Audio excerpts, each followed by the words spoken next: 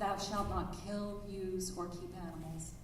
In the process, it has too often embraced a stark and simplistic conception of human-animal relations. Domesticated animals should be extinguished, and wild animals should be left alone. In short, there should be no human-animal relations.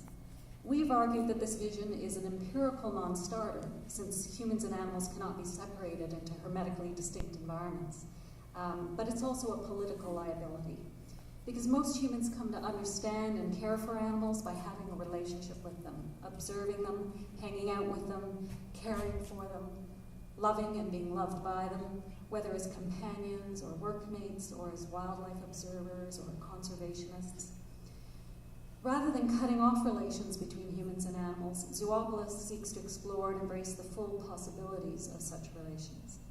This entails recognizing animals not just as individual subjects entitled to respect of their basic rights, but as members of communities, both ours and theirs, woven together in relations of interdependency, mutuality, and responsibility.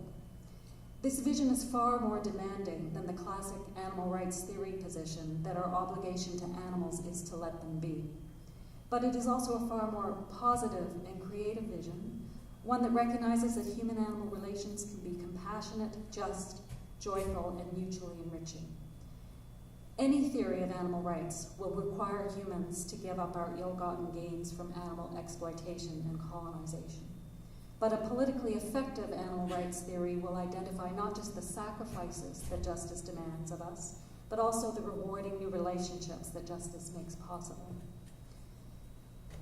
It will by now be no secret to our readers that we are big fans of Star Trek and its ethic for interspecies contact, coexistence, and cooperation. This ethic can be summarized as follows. Encounters with new life forms should be governed by caution, curiosity, and respect. Species not yet ready or willing to benefit from contact with the Federation should be left unmolested to develop along their own trajectories. First contact is made with species on the cusp of intergalactic travel to assess the desirability of membership in the Federation's political community. And this critical first contact is entrusted to the Federation's most able diplomats, armed with the best science available, sophisticated technological resources to facilitate communication, and guided by an overriding injunction to do no harm.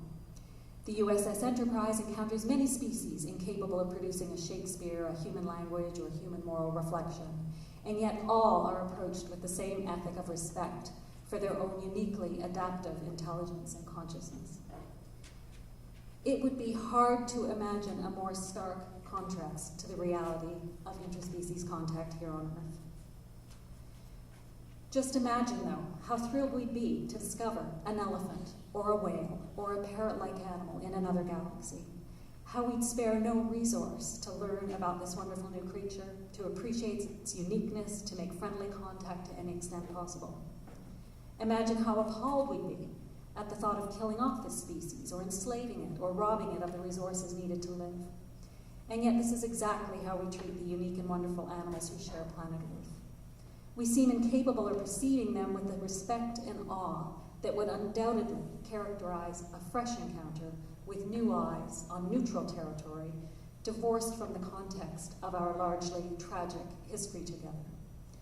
We hope Zoopolis offers a fresh set of lenses for considering animals as more than just animals, or interchangeable members of endangered species, or passively suffering victims. We offer instead a picture of animals as complex individual actors embedded in webs of social relationship and as political animals, citizens and sovereigns of self-determining communities. This perspective, we believe, provides the basis for a fresh start, for first contact all over again.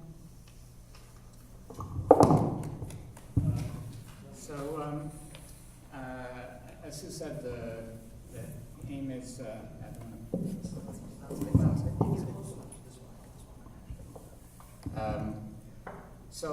the aim in Zoopolis was to think about how we should relate